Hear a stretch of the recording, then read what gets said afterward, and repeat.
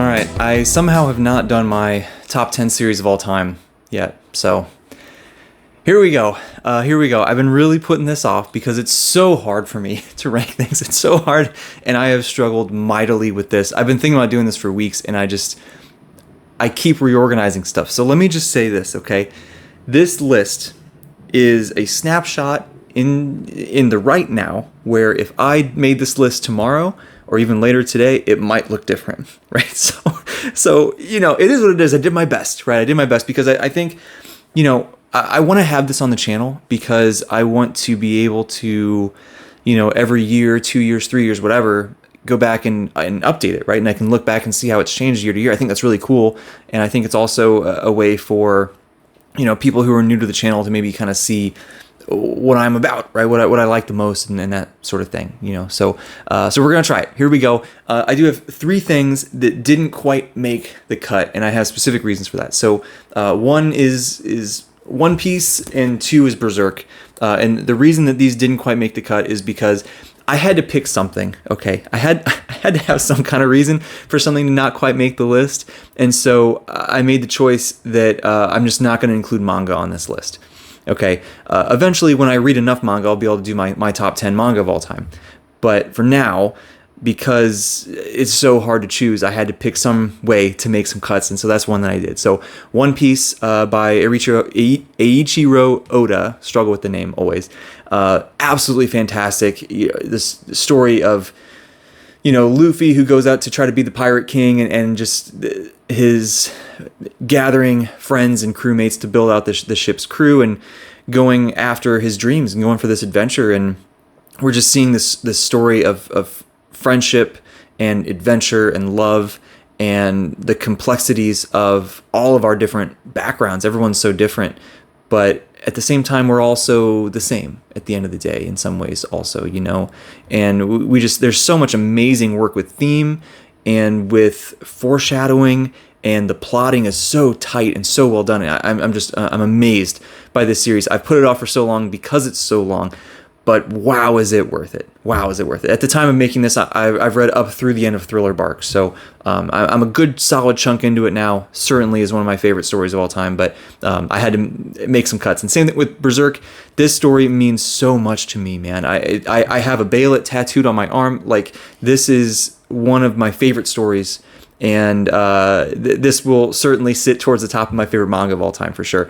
But this is all about finding your way in the world. It's about overcoming struggle. It's about processing and living with and dealing with trauma. It's about ambition and what is the cost of that ambition? How far is too far? What are you willing to do? What are you not willing to do? There's so much here. There's so much here, and it's a very, very dark story. It has every trigger warning you can possibly imagine. But if you can deal with those things, if you can have those in your story and still see through it and still see what those are there for, right? There is a reason, and you get the depth, you get the complexity, you get the amazing character work. There's a few characters in here that are so deep and well realized and complex, and this story is just awesome. It's incredibly dark, but it is awesome. It's awesome. So those didn't quite make the cut for that reason. And then this really pains me. I almost just did a top 11 because there was 3 series that I just couldn't decide. But I got to pick 2 of the 3. 2 of the 3 could make the cut, and I just couldn't pick which one was going to miss out. And so ultimately what I chose to do is to, this breaks my heart, leave out of my top 10 for now. The next time I do this list, I guarantee this will be in the top 10, and it's probably going to be pretty high up. The Wars of Light and Shadow by Janie Words. Okay, this breaks my heart because this is one of my favorite books that I've read. This was just unbelievable. The reason that I left this out is because this is book 1 of 11, and I know this is going to be on the list in the future, and I wanted to make sure that I gave some praise to some of these other series that I've read much more books in. I've had more time with the characters, with the story. And I don't know. It's, again, arbitrarily, you got to choose something to fall off, and I guess that's why I picked this. Also because I know this will be here in the future, right? So Wars of Light and Shadow, massive series by Janie Words, where we're kicking off this story here where we see these 2 people, Erathon and Lysair, and they are sort of thrust into this adventure together. They're very, very different people, but they are half brothers, and they're sort of forced to work together to combat this threat of the Mistwraith, and we see a lot going on with their journey personally within themselves, with how they interact with each other, with how they interact with the world, and with some other powers at play. There's a lot going on with the magic and these various factions and the wizards of the Fellowship, and then we have the sorceresses or the enchantresses, and like there's the Paravian race that's gone, and what's going on with that. Like there's so much going on with this story, and this is a big read along with headed by John at Talking Story, but there's a bunch of people doing it. It's an awesome group. We're talking about those every couple months. We're doing one of these and having a big group discussion. So much fun, amazing. We already have the discussion out for this one, so go check that out on John's channel. But man, this story is so special. It will be one of my absolute favorite things of all time. I have zero doubt whatsoever. But I left it off my top 10 because I had to leave something off, and if I'm only 1 out of 11 books in, like I guess that's as good of a reason as any to make that cut. So, man, that one's hard. This is a hard list, man. This is hard for me. This is hard. Okay, so let's get into the actual top 10. All right, so at 10th place we have The Bound and the Broken by Ryan Cahill. This story is epic, and epic, right? If you like coming of age, if you like Dragon Riders, if you like big, huge, crazy battle scenes with various armies and really crazy magic and these dragons, and like if you like all this stuff, you're gonna like this a lot, right? You like mages and like training arc for the mages, and you know the various races and the complex relationships and factions within the races, and like this starts off very small and humble and then grows into this just huge expanse of a story that has been awesome to see, and that's part of why this is on the list, right? This is not my favorite prose that I've ever read. These aren't my favorite characters that I've ever read. But as a whole, and the journey that you go through from book 1 up until where we're at now in the series is just amazing to see. You know, book 1, if you want to, well, you could do either book 1 of Blood and Fire or The Fall, the novella that's sort of a prequel novella. You can start in either place. I think starting with The Fall is best, but that's very divisive within the fandom. But in The Fall, you get a taste of where the series might go and how epic it can be. Blood and Fire starts. It's very traditional. It's very familiar. To me, it's Faithful and the Fallen plus Wheel of Time plus Aragon, right? It's sort of what it is. And it's, you can pick out all of those things, all those story beats, all those, tropes, for lack of a better word. And it's not a bad thing at all. I had a lot of fun. I love all 3 of those series, right? It was really fun for me to pick those things out and see those influences, and then see in book 2 how Cahill kind of spread his wings a little bit, no pun intended, and started doing his own thing a little bit. And then in his second novella, he introduces, a character or dives deeper into a character, I should say, that becomes a favorite for many. He actually dove into 2 characters. One of them, it became my favorite, that is not the popular choice. Most people love Dane. I'm a Belina guy, okay? Belina is my favorite. But, so The Fall is awesome. You get into then book 3 of War and Ruin. This is where the series gets really thick, but also where it really takes off, and we see how complex and how grand this and how scoping this is becoming. The Ice novella was really good. Again, sort of a prequel story, seeing some more explanation there. We got book 4 coming out here at the end of this month. So it's a great time to be excited about the series, right? There's going to be, I believe the plan is for there to be another novella here towards the end of 2025, maybe early 2026. And then we get book 5, the final book in the series, at some point after that. I would expect within a year or 2 after that, because the books are very long, but he writes very, very fast. So this is great. It's one where the prose is pretty simple, pretty straightforward. It's not a huge, you don't have to try hard to get through the words on the page. And the story can seem very simple when you start with book 1. It's very simple, right? And some people lose faith in it from book 1, but man, if you stick with it, you certainly are rewarded. So awesome series, The Bound and the Broken by Ryan Cahill. On to number 9, we are going with the Edan trilogy by Philip Chase, fellow booktuber. Make sure you check out his channel. It is fantastic. But this story is awesome, man. And this is one, it was these 3 series that I was struggling with picking 2 of them, right? And this one, I went back and forth because I was like, am I just am I biased because I do now feel fortunate to consider myself friends with Philip, and I'm like, man, is that clouding my judgment? And I really thought about this a lot for days and days, weeks. And I'm like, no, it's just that good, man. It really is that good. I wouldn't buy a $70 special edition of book 1 with plans to also buy books 2 and 3 once they're completed. If I didn't think that it was that special, and it just is. I hope this isn't too glary on the camera. By the way, the plastic cover on this sometimes is hard. Anyway, man, this story evokes Tolkien like nothing else I've ever read. It's very different from Tolkien, but it gives me that same vibe of just, especially here in book 1, where it's kind of like, it felt like when you're in the Shire for the first time, right? And it's just like, wow, this is very different from our world, but it feels like home. It feels just comforting, right? And then there's some crazy things that happen right off the bat in book 1 also, but nonetheless, where you're at in the mark to start with is, it feels, it's very different, but it feels kind of similar, and the prose feels kind of similar. It just brings that similar emotions out of me. And Lord of the Rings was a big influence on this trilogy, right? But certainly not the only one. And you can see Philip is pulling from multiple things, and he goes off and does his own thing. And with the story and the characters, and some of the characters in here are just fantastic. Dayraven is awesome. I see a lot of myself in Dayraven, and I really enjoyed his arc. I love the dynamic between a couple of the other characters that I think mimics a dynamic we get in Lord of the Rings between some of those characters. We see, crazy battle scenes, crazy epic battle scenes that are, in some ways,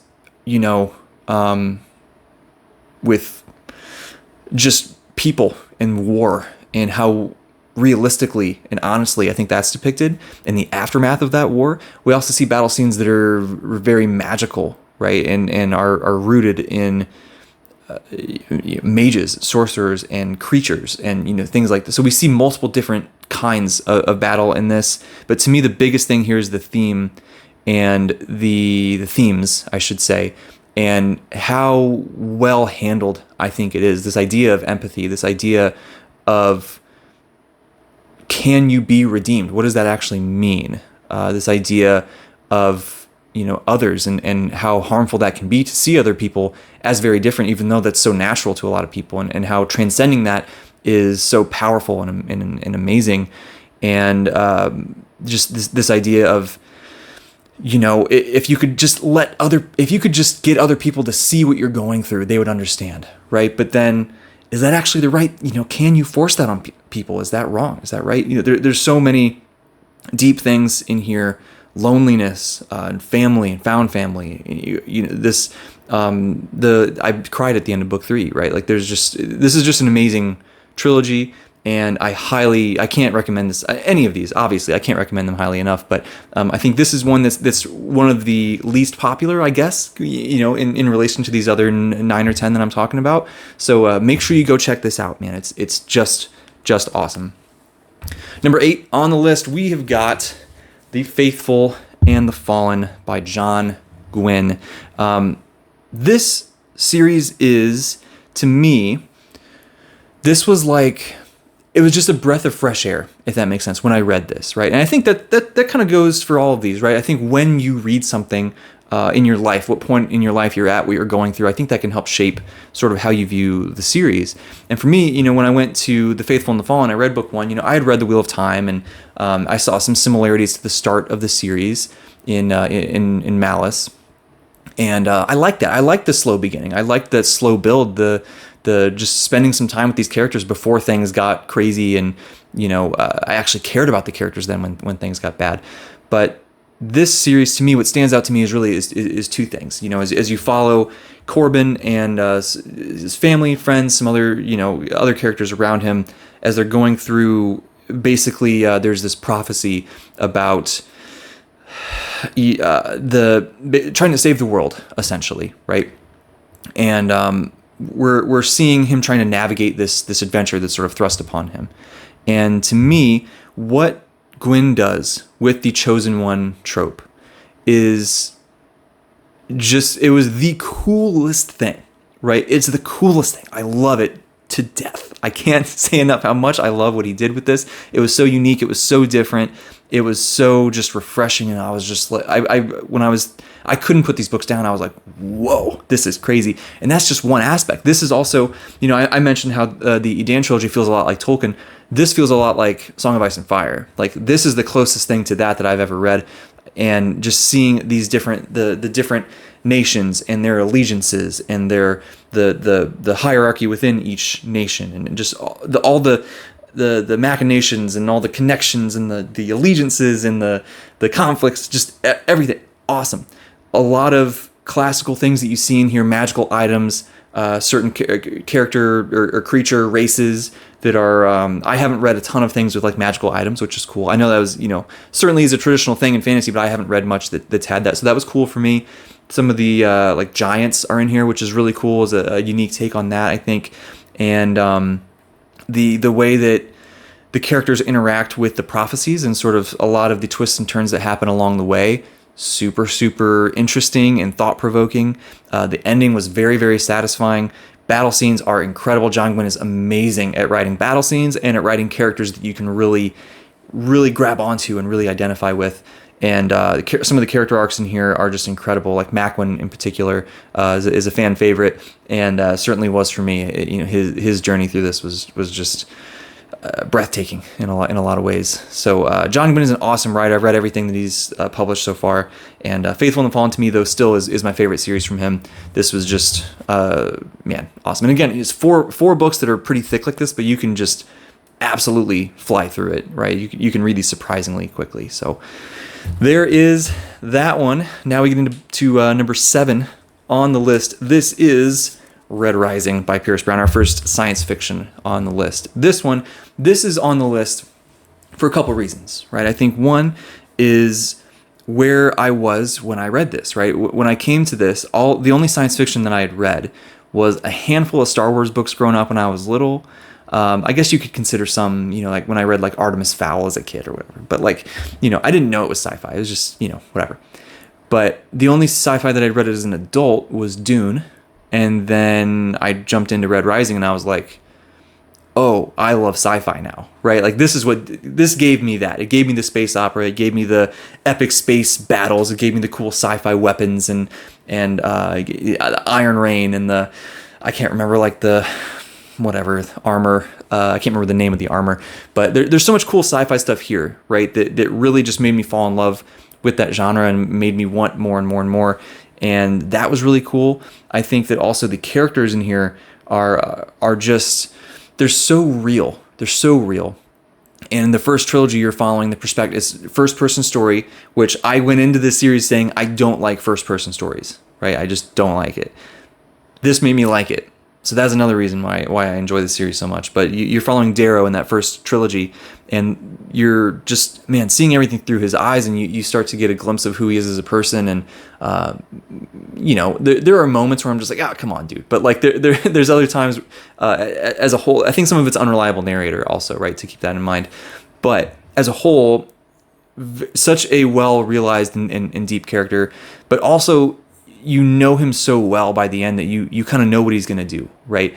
Which I found very satisfying.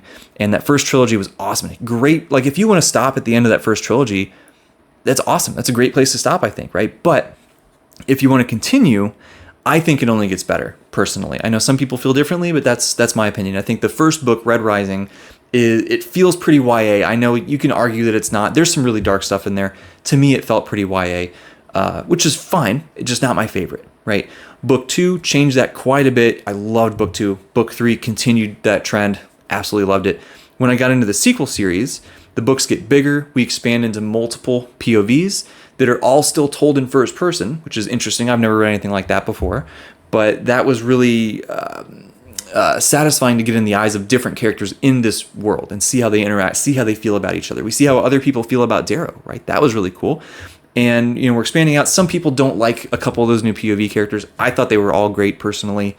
Iron Gold is that fourth book that some people fall off of. They just don't feel like it's the best, right? Is it my favorite in the series? No. But I still thought it was really good.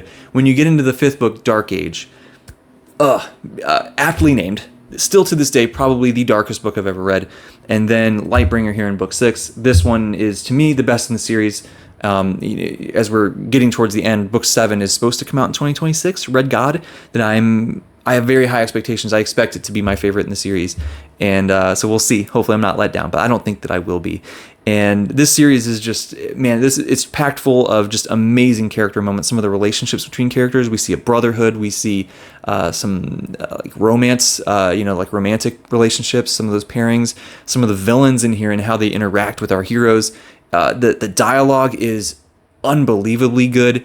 Fast-paced, action-packed. If you like grimdark, you're probably going to like this, right? There's some crazy, brutal violence in here. It's very sci-fi, but there are some little fantasy elements that kind of creep their way in some of these books too, I think. Especially here as you get into the sequel trilogy, that does feel a bit more mature and a bit more... this is where it leans more into the grimdark and more into some of those more mature themes, I think. But wow, Red Rising is awesome. Book 7, finale, coming out next year. Can't wait. Number 7, I think. Yes, number 7 on the list, Red Rising. Number 6. This is another one. I'm going to get some hate for this. Okay, this is probably the first one where people are going to be mad at me. That's okay. I'll explain myself, I promise. Okay, number 6, The Song of Ice and Fire. Okay, I know this is low on the list. A lot of people are probably going to think this is too low on the list. I'll explain myself when I get to the next pick. Okay. This series is unbelievable. It is unfinished. I don't really care that it's unfinished. Would I love it to be completed? Yes, of course. Of course I would, right? It's one of my favorite series of all time. Of course I want to see the real ending, right? We got the ending in the TV show that is what it is, but I'll leave it there. But to get the ending in the book series, that's, of course I want that. But even if we never get it, it's still an unbelievable series. The complexity that feels so easy to follow. That's what blows me away about this series. There's a lot of series that are very complex. This one somehow is just as, if not more complex than anything else out there. I don't think it's more complex than anything else out there, but it's up there. It's in the conversation, right? It's up there. But you somehow can follow all of it, right? I'm not somebody who typically is theorizing and like, oh, well, this kingdom and this person killed this person, which would make this person react this way, but their kingdom has this alliance and then this in the time. Like, I'm not that person usually, right? I was doing that with this, and I think that's because I could follow it so well and I could start to let my brain explore those things. I love that. I think that's one thing that stands out, and the other thing is the characters in here, I think, to me, feel more like real people than any other series that I've read. And that's, to me, is very high praise. It's just, stories at the end of the day are about the characters, right? And so when there's characters that feel as real as these do, that just adds such a punch to it. You know what I mean? And I love how the magic in here is pretty minimal. It's about the people, right? It's about the drama between these characters and these nations and these powers, right? Where you see so much of history coming through, and you can see that Martin is taking a lot of historical events and using those to guide in some ways and inspire his story. And you can kind of see that with how much everything makes sense and how logically it's laid out. When magic comes in here, it really, really hits because it's so minimal. And we see the dragons and we see some of the magic that happens that really stands out. But I think it stands out so much because it's pretty minimal and because we don't have all these crazy magicians running around with this destructive power. The dragons are so much more terrifying. That's part of why I like this as well.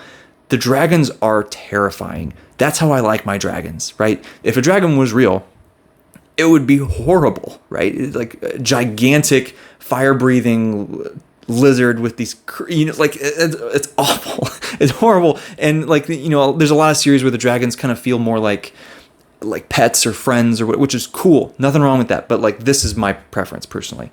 So that's huge. And we're just... Man, I don't even know how to describe what the series is even about as a whole. It's difficult, right? We're following these characters through basically just the life of the kingdoms, right? And just how the kingdoms, the strife and all the conflict between these things, and seeing what's going on. And there is magic involved, like ancient magic coming forward as an additional threat that's sort of creeping upwards, right? As a backdrop around just these other squabbling humans that may seem very small at the end of the day. So yeah, man, if we never get the real ending, this is still super satisfying. It's still on my list. It's still awesome. I would love it if we get that ending sometime, though. So we'll see. Okay, let me explain myself now. Okay, number 5 is Harry Potter. The reason that I have Harry Potter above Song of Ice and Fire is just because of how special Harry Potter is to me. Is Song of Ice and Fire a better written series? Yes. Is it objectively a better story? Yes, right? Like, there's plot holes all over the place in Harry Potter, okay? But this is what made me a reader. This showed me the magic of storytelling. This just, its hooks are in my soul and in my bones and my blood. I cannot get rid of it, right? I can't. I've read this series so many times. It means the absolute world to me. It has taught me so much about friendship and bravery and hard work and the importance of connection with other people. Like, it's taught me so much, and I can't overlook that. I really can't. You know, you start book 1 and it very much is a series for kids, you know, when you first start out. And, you know, Harry's just like, you know, finds out about magic and he's going off to wizard school, and then, you know, things kind of go crazy from there, right? You know, progressively. So starts off very small, but then gets bigger and bigger. And now we're, you know, not just at the school, but now we're in London as a whole, and then we're in the world, right? And so the stakes keep getting bigger, the books keep getting thicker, the themes are getting more mature, they're getting darker, the books grow up with you, right? And I think that's another part of this too, the timing when I read this series. You know, I very much grew up with the movies. I think I was 8 years old when the first movie came out. And so I was a similar age to Harry as the movies were coming out. And as the books were coming out, you know, I was sort of similar in a way, because I don't think I read the series until book 5 was already out. So it was like, I kind of caught up, and then I was sort of similar. And all my friends growing up always told me I looked like Harry, because my hair was really curly at the time and it was shorter, and I had glasses, and, you know, so it was always a thing. I had the worst nightmares ever, right, from this series, from Voldemort specifically. There's from some scenes in book 4 that just haunted me. I could not go outside at night. I would not go into a dark room by myself. I could barely sleep. I was terrified. Like this, I was traumatized for years, right? And overcoming that fear through this story was so powerful. And so it's so hard for me to imagine a world where this isn't in a top 5 of this kind of list, just because of that and what it means to me. So Harry Potter always will have a special part in my life. My lovely girlfriend got me these first 3 illustrated editions for Christmas here this past year, and this is getting me like, it's time for a reread, right? I got to find some time to fit that in and read through these. I believe books 4 and 5 are already out in these illustrated editions, so there's only 2 more. I know they're taking a long time to come out.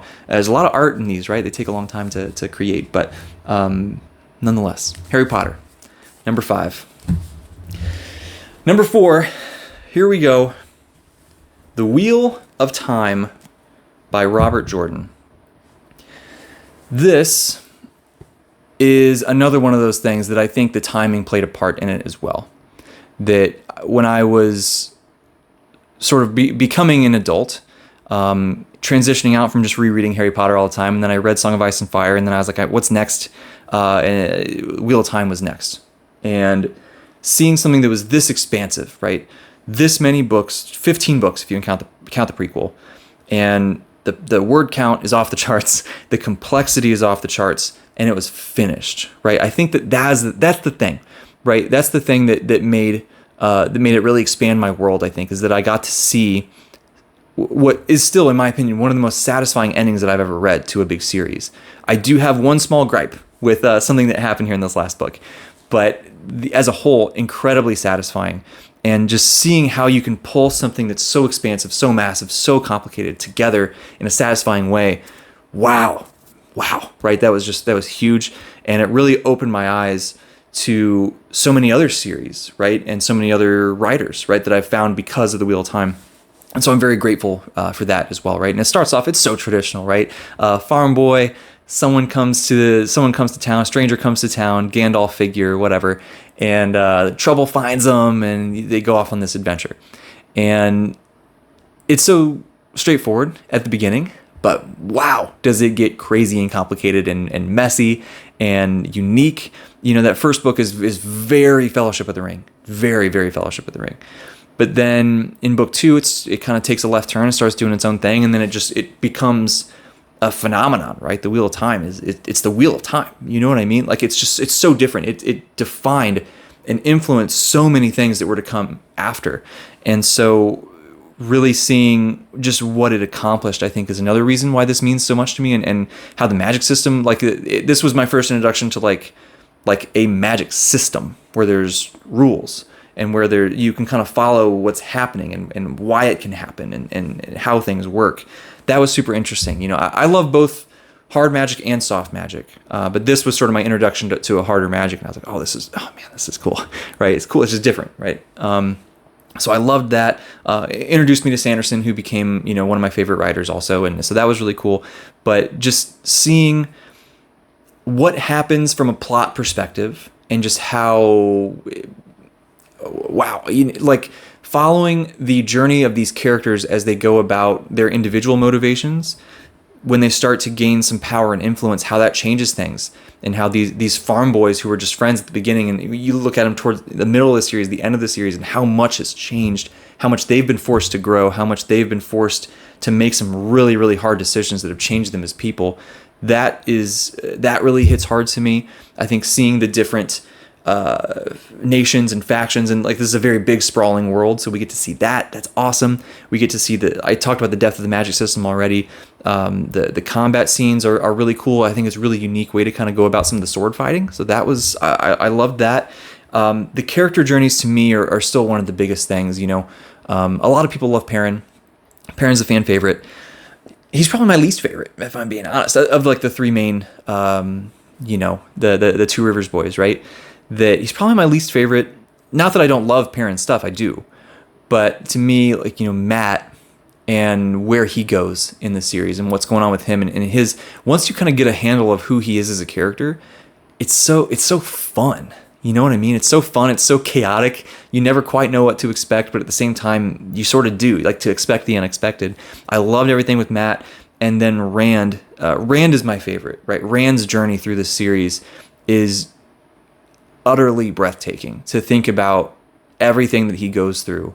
Wow. And this is one of the first series that I read that still to this day, I think I finished the series in 2018 or 2019, and it took me years to get through it because I read really slowly in those years. So there are scenes that I probably read 8, 9, 10 years ago that are just seared into my brain. I have such a vivid picture of the scene, and I love that. That's a through line through some of my favorite series here, is that some of these are just indelibly on my brain, probably forever, right? We'll see. Hopefully. So this is one, another one. I really want to reread this at some point. Like I said, it's been a long time. I think at this point, now that I'm more well read, I'll be able to appreciate it even more and see some more things and get some more depth out of it. And it's just I love it. So Wheel of Time. Rest in peace, Robert Jordan, and thank you, Sanderson, for doing such a great job ending this. Right, as if he's going to see this video, right? But and speaking of Sanderson, number 3 on the list is the Cosmere as a whole. But especially the Stormlight Archive. This, number 3, man, for a very long time, I think I've always kind of said, at least the past year or so, that my top 3 are pretty interchangeable. And I still kind of feel that way, right? These top 3 I think are very interchangeable, but if you're going to force me to rank them, which I sort of forced myself to do at this time, this is where I'm going to put it. So here, putting the Cosmere at number 3, is because it's the Cosmere as a whole, I think. Stormlight Archive only, honestly, I would probably still put it number 3 if I think about it. I think I would probably still put it at number 3, just because, the first 3 Stormlight Archive books to me were life-changing. I'm not exaggerating at all when I say that. The journeys of these characters, especially Kaladin, Shallan, and Dalinar, are so...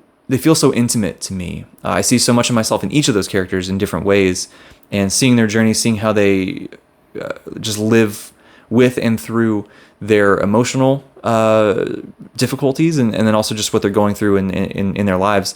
I relate to it a lot, and that has just been very, very special for me.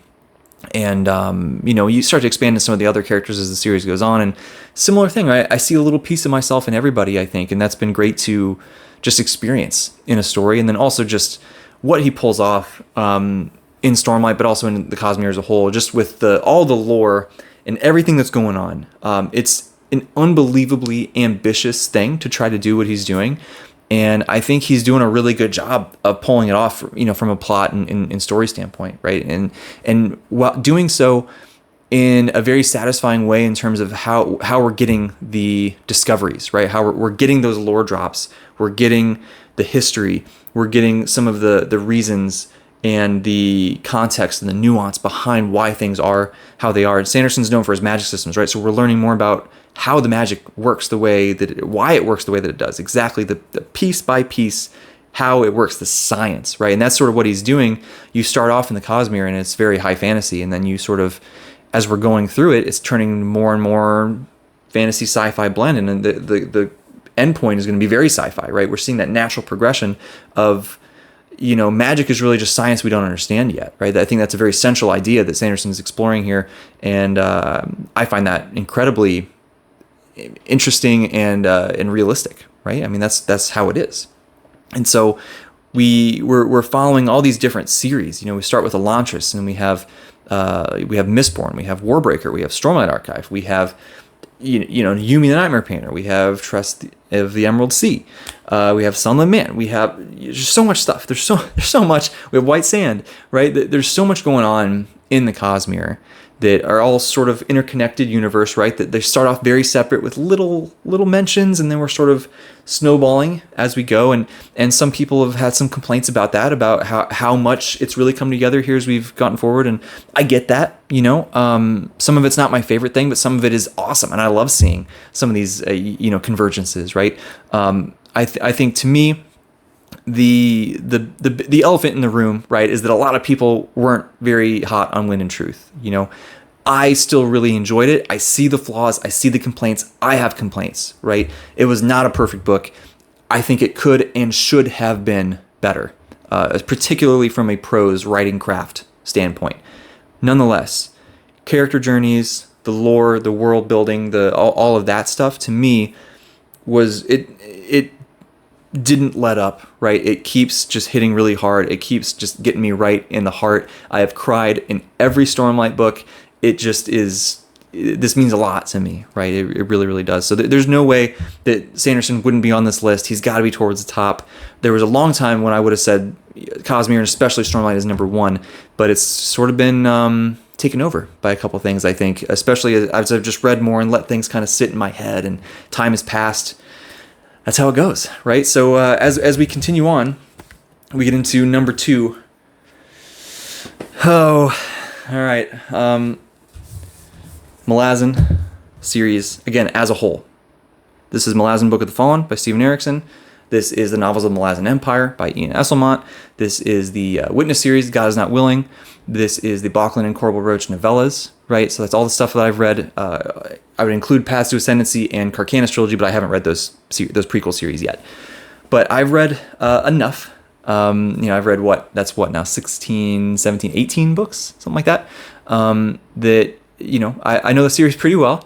And this series is just unbelievable. I have a whole video on my channel about why I love Malazan so much, so I won't belabor the point too much.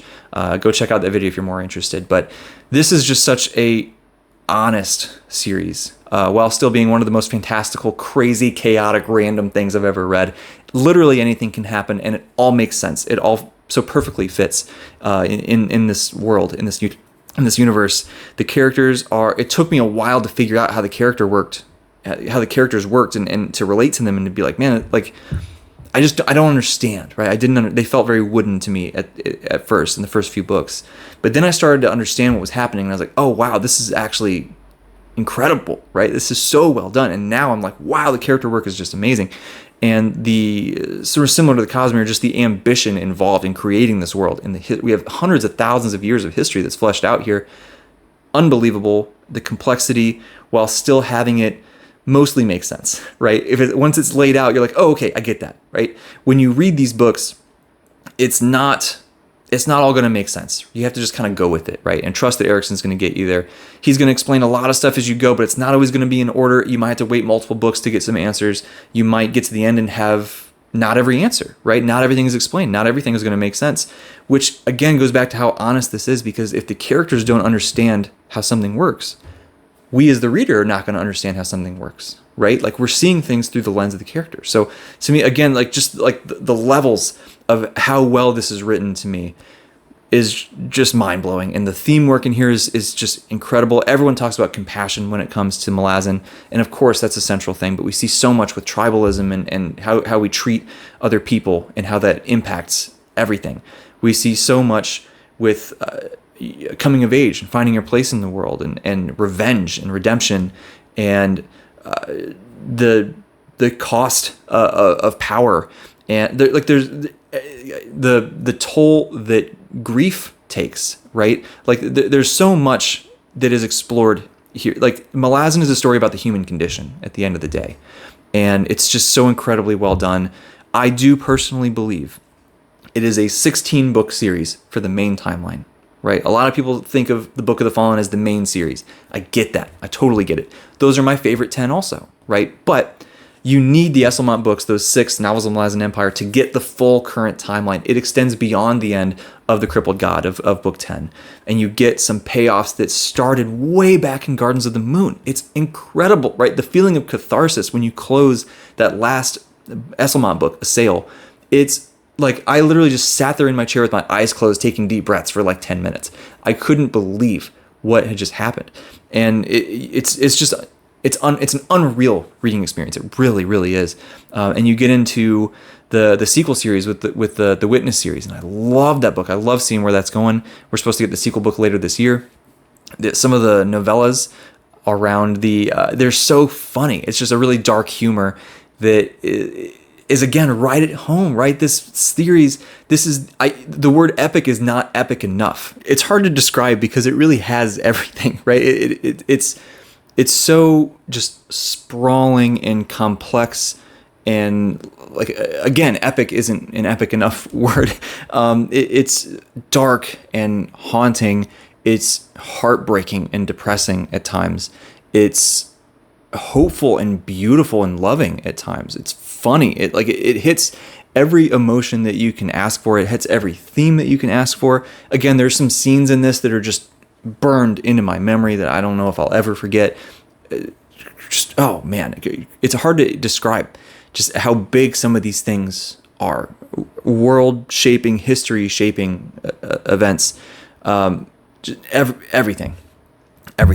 It just has. It has everything. So it's so hard for me to not have this as number one, but I do think if I'm reading it as the Malazan series as a whole, and I did struggle with a couple of the Esselmont books, I'm not gonna lie, right? I think on a reread I will appreciate them and understand them and follow them a lot better. It was just, I don't know, I had a hard time kind of orienting myself to a couple of those Esselmont books. So, and like I said early on in the series, I really struggled to understand how the characters were written. And so in the future, I will reread this. And I think it's not going to be my plan right now. Once I get all 10 of these Broken Binding editions, I think that's when I will do my reread. That's my plan right now. So probably within the next couple of years, I'll start.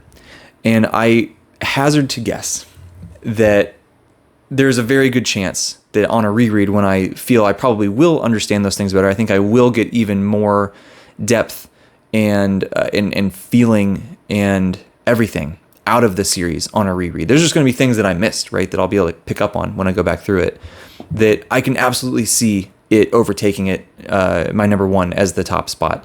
But for now, at least, as I really think through it, man, it's so hard, because at least there are some things about this series, not that I didn't like, but just that I feel like I struggled to understand. You know what I mean? I think it was more of a me thing. And then in the future, when I'm more well-read, more experienced, I'm just an older person, more life experience, more perspective, I think I'll get even more out of this. So I can see that, right? It's already, you know, I mean, it's on my number 2 spot for this, right? But it has so much more potential even too, which is crazy to say. So yeah, there's that. And then, man, if you've watched the channel, you can guess what's left as number one. And it's crazy to me that I'm going to put this as number one because I read book one just a little bit over a year ago now. And I just finished book 6 very recently, and that is Sun Eater. All right, guys, we have a last minute edit. If you watch the channel, you know I like never edit my videos. But for this, you know, I was watching it back, and I just don't think I did enough justice to talking about Sun Eater because this did wind up as my number one series of all time, which still feels kind of weird to say, but man, I just can't make an argument against it that outweighs the argument for it. And I just wanted to, do a little bit better job, I think, talking about why I love this series so much and why it's so special to me.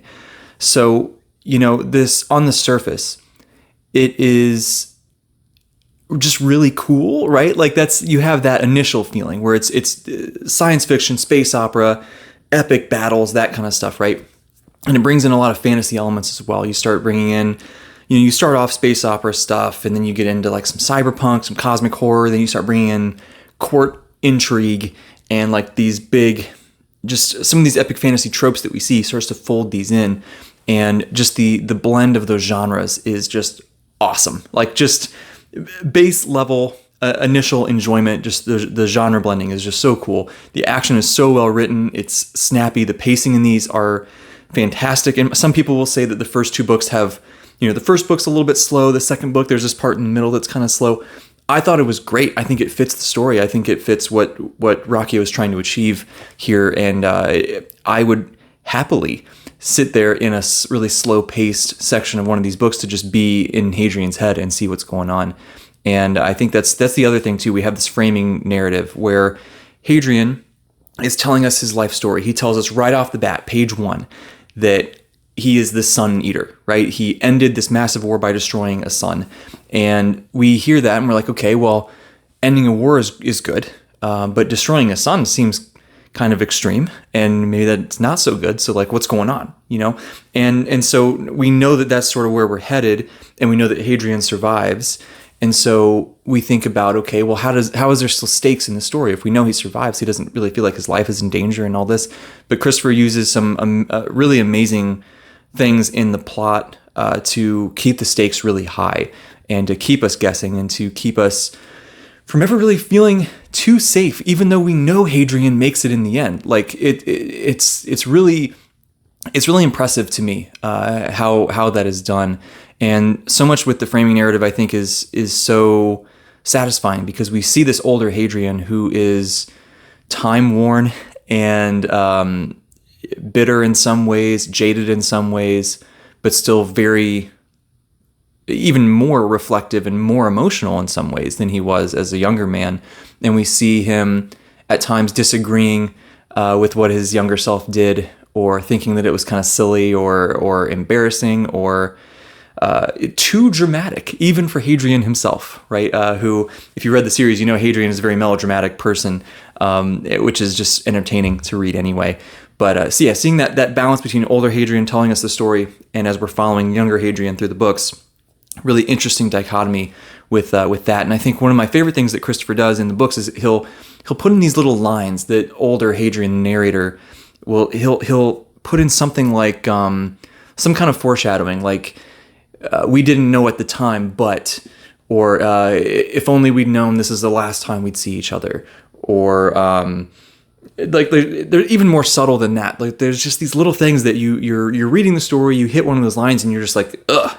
Like, what was that? It is jarring, and it reminds you that, like, this is dark. There's some crazy stuff going on, and it's only going to get worse. And it brings all that back to the forefront, and I think it's just such a perfect, I don't know, it really energizes the story in a way, I think, right? So I love that. The prose itself is just gorgeous. It certainly is more accessible than like a Janie Wirtz or even like a Steven Erikson, I would say, but it still is, it's just so pleasant to read. And there's tons of sentences, paragraphs, pages where you're just like, damn, dude, like that was just beautiful, right? And I love that. And it's got a lot of references to like stuff in our world. I mean, this is set I believe, tens of thousands of years in our future. So there's some references there from like some classics, as it were, as we know them now. That's really fun to see. There's some references even to like some of the in-between years, right? Some of the things between our current time, us, real people, and then tens of thousands of years in the future. Like there's a lot of history there, right? So Hadrian will make some references to some of that stuff that's in the middle, and it all feels so believable. That invented history feels so believable. I love that you can sort of connect those dots, and you get some of those dots as you go through the series. And that, oh man, that was super satisfying as well, or it has been super satisfying. The series isn't over yet, right? I think there's some amazing themes in this story. There's so, wow, some of it is just aging and the passage of time and how we change as we get older and as we mature and as we experience more things, and seeing that in a very slow, gradual, realistic process is great. There's big time jumps between a lot of these books where these characters are very long lived for various reasons that you'll realize when you read the series, or if you read the series. I think you should. But we see that those changes over time, not just from the time, but from what we go through. And one of the central ideas here is like the ship of Theseus, right? Like how much can we change before we're no longer the same person? And I love that. That's such a deep theme through this series. And that means a lot to me personally. It's something I think about quite a bit. We're exploring themes of nostalgia and regret and all these things that can happen when we look back on the past, like Hadrian's doing as he's telling us this story. We're experiencing some things all centered around, free will versus if everything is predetermined, right? Fate, free will versus fate is certainly a thing that we're exploring through this series, right? And the list goes on, right? The themes are so rich, and there's just so much to love here. There's something that everybody, I think, can find that'll really speak to them. There's a lot about, the nature of wanting to do good and realizing maybe what is or isn't realistic and how we deal with that. There's a lot about pride and hubris and coming into your own in the world and navigating all these things. There's a lot to do with living through trauma and grief and just hardship and suffering, and how do we navigate these things, not just during it but after it, and those lasting effects. There's so much depth to this series. I think the relationships between characters are so well done, so well written. So they feel so realistic. Some of them are really slow burns to really get there. A lot of books you read and it's like two characters will meet and then they're just friends. Like, okay, cool, right? But in real life, sometimes it takes a lot longer. A lot of times it takes a lot longer than that. And I think that's realized very well in these books. There are things in later books in the series, book 5, book 6, that call all the way back to book 1, book 2, book 3, whatever. So it all is very much connected, but each book still feels very unique. There's very, book 1 feels very Dune, and then we get like something towards the end that just really changes everything. It kind of smacks you in the face, and it's like, whoa, okay, that's what this series is about. And then book 2, you get much deeper into the cosmic horror and into these kind of cyberpunk, just like strangeness, right? It feels there's like this sense of dread that just permeates the whole book 2. Book 3, we get some of the court intrigue that's now layered in on top of those other things. Book 4, we get all of those things. And now we get a lot more of the cosmic horror and a lot more world building or universe building. Book 5 continues the same stuff. Book 6 continues the same stuff. We're building on what came before, but adding some new little things. And man, is that satisfying. It's so cool. And every book just feels like it can stand on its own so well, but then they all complement each other very well also, and it forms this whole series. Man, I could say a million amazing things about this. And this series has come to really just mean so much to me. And I identify with the characters so much, especially Hadrian and how he interacts with others. And I don't see all of myself in him, but I certainly see parts of myself in him. And I've loved following that journey. And in particular, his romantic relationships, I think I can identify with quite a bit. And those have impacted me pretty deeply on a personal level. And that's just been, I don't know, man. I don't know. It's kind of hard to put into satisfying words. And on top of it, Christopher just being such an awesome person. He's so engaged with the fans, and he's so great at he's so generous. He's so humble. He's so willing to have conversations with people. And he's also just so, like, he's one of my people, right? He grew up on Toonami and anime and, you know, all these things. And you'll see these references he throws into these books. And as somebody who knows those things, it's fun to pick those out as you kind of go through the books. So this surprised me that this wound up at number 1. But like I said, the argument for it, I think, outweighs the argument against it. And we'll see what happens as I sort of continue through my reading journey. You know, if book 7 somehow drops the ball, which I have a very, very hard time seeing being the case, but maybe it does. Maybe that pulls it back a little bit, or, you know, eventually when I go through and I'll certainly reread this series, I'll certainly reread Malazan. Maybe on rereads, those kind of change places again, or I don't know, who knows, right? Right now, those do feel like pretty clear 1 and 2, at least for now. By the time I get through Wars of Light and Shadow, maybe that jumps all the way up here. Who knows, right? This is such a difficult list to make. I did my best. This is the most solid top 10 that I can come up with at this point in time, but this will absolutely change, and I'll probably do another one of these maybe yearly or something to kind of see how things go. So that's it. That's what I got, and thank you for watching. Let me know in the comments what you thought of my list. Do you agree with some things? Do you disagree with some things? Do you know, what's your top 10? What's going on? Where do we differ?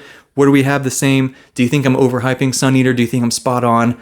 Just talk to me, right? What's going on down there? If you like the video, hit that thumbs up. If you like the channel, you haven't subscribed yet, hit that subscribe button. I love seeing the channel grow and talking to more of you guys in the comments. That's what it's all about. Check the description. We now have a Discord channel. It's me and 6 other guys who are running this kind of group joint booktube Discord channel where it's readers, it's writers, it's content creators, and everybody's just helping each other out. We help to highlight each other's content. If you're a booktuber, we help to try to push out some, especially self-published authors, and get them a little bit more attention, and you know, to whatever extent that we can help them get their careers rolling and just get some more eyeballs on their art is awesome and definitely part of the goal. So go join that if you're interested. Talk to us in there. Otherwise, I think that's all I got. So thank you so much for watching. I'll see you next time.